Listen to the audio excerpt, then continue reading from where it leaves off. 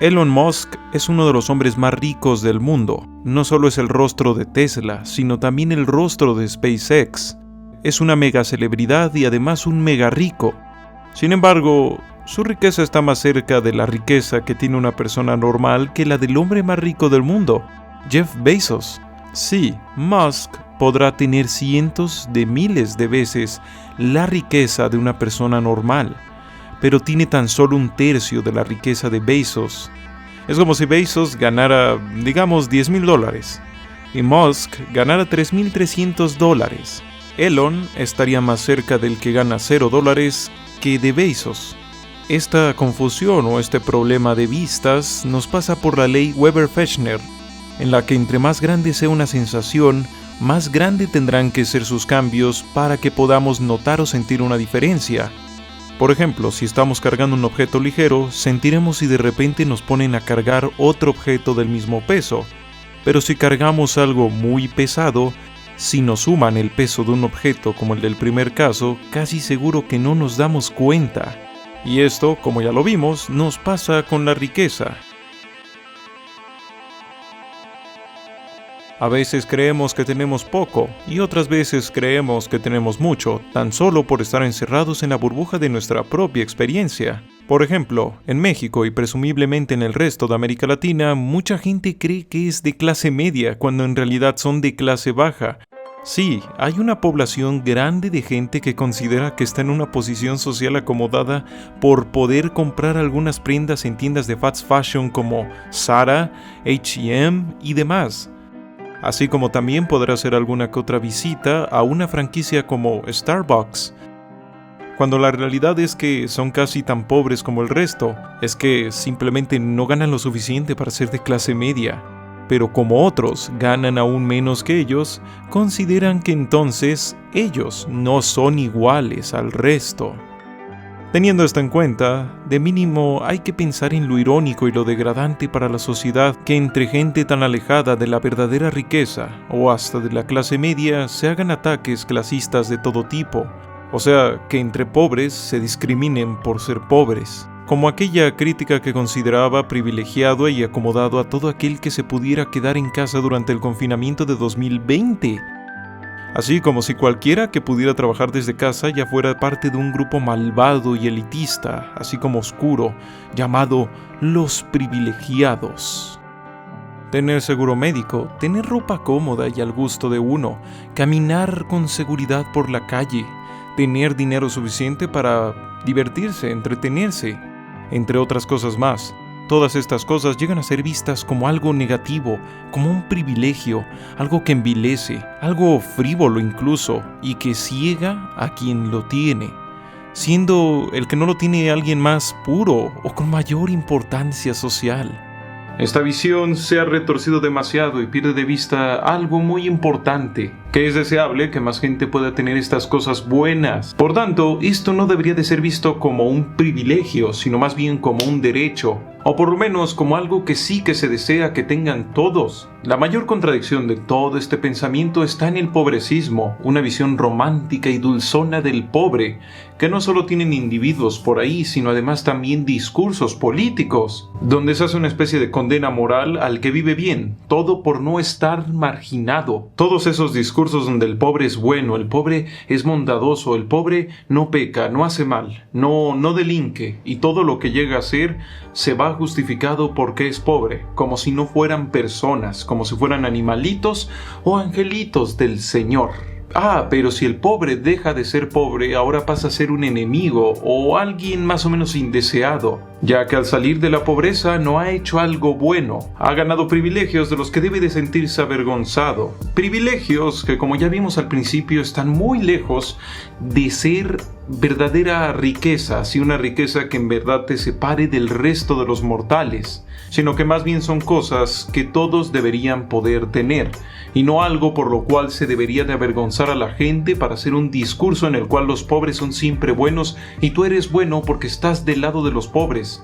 Todo esto al final es sentir vergüenza por vivir bien en vez de sentir vergüenza por el hecho de que haya gente que viva mal. Esto es solo un lado de la ecuación, uno que por fortuna no todos tienen, pero si miramos para el otro lado, para ese lado de la riqueza veremos una especie de culto moral y casi espiritual a la misma riqueza, donde algunos clérigos que visten de traje venden la idea de que con una moralidad o mentalidad superior se alcanza la riqueza.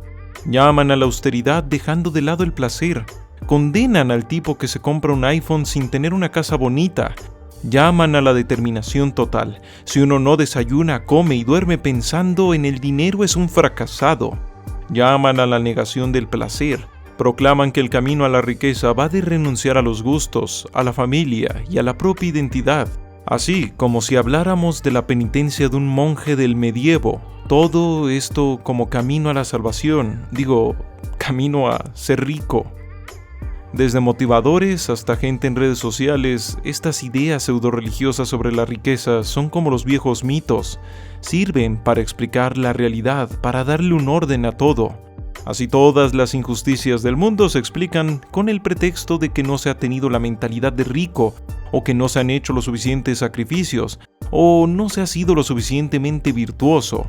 Así no es nada raro ver devoción y fanatismo a ricos de carne y hueso, donde como si fueran evangelios se informa sobre sus hábitos, sus pensamientos o sobre sus excentricidades, a veces con mentiras, otras con verdades.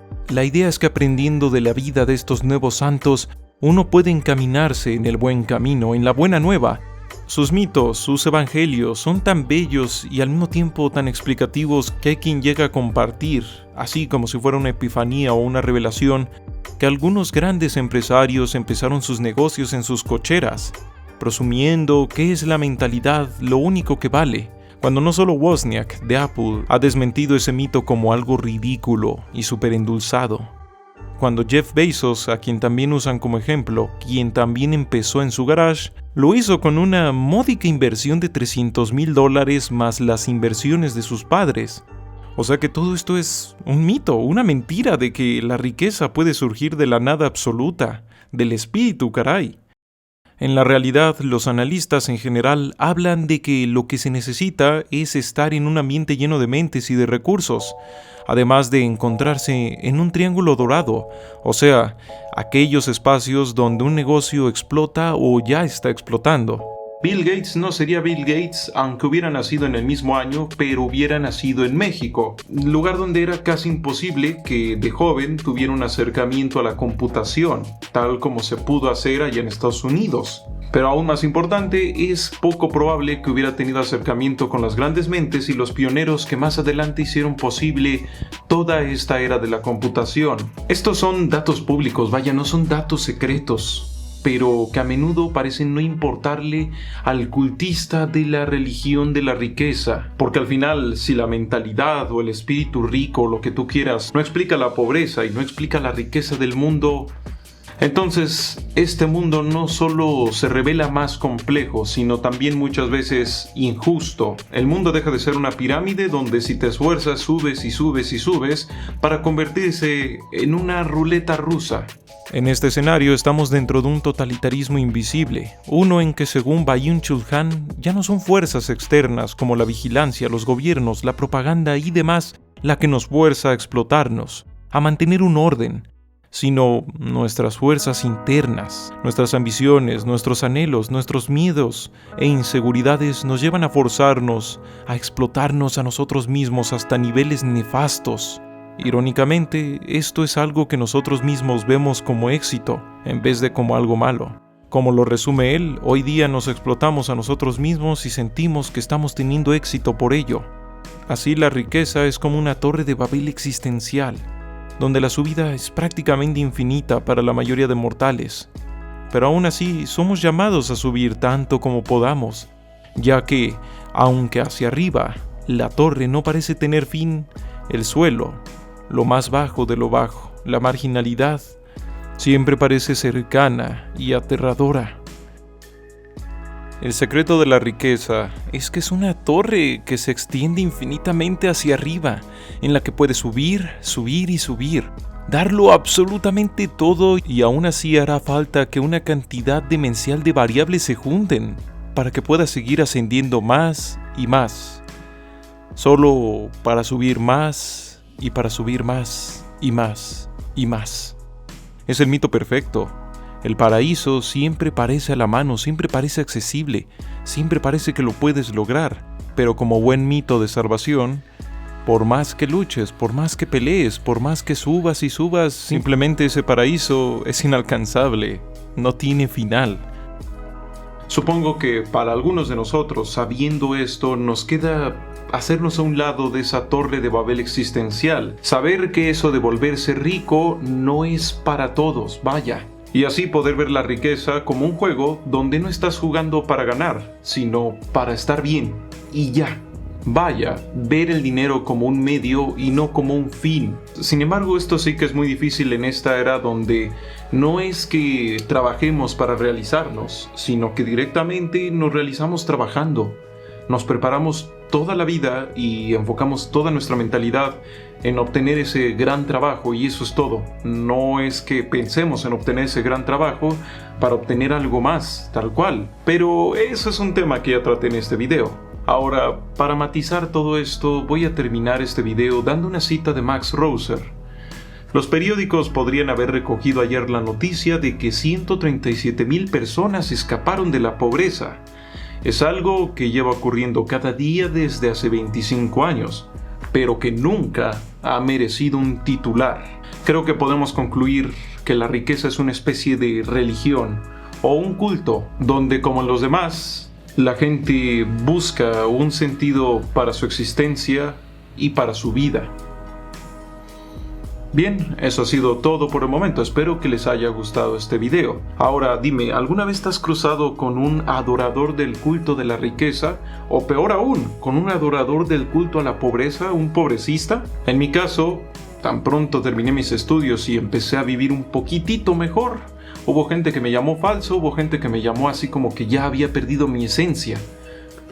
¡Demonios! Si te ha gustado este video, comentarlo, dejarle una manita arriba y compartirlo sería de gran ayuda. Si me quieres apoyar un poco más, aquí abajito está Patreon. Sin más por el momento, se despide César Hernández, también conocido como Esquizofrenia Natural. La realidad es frágil.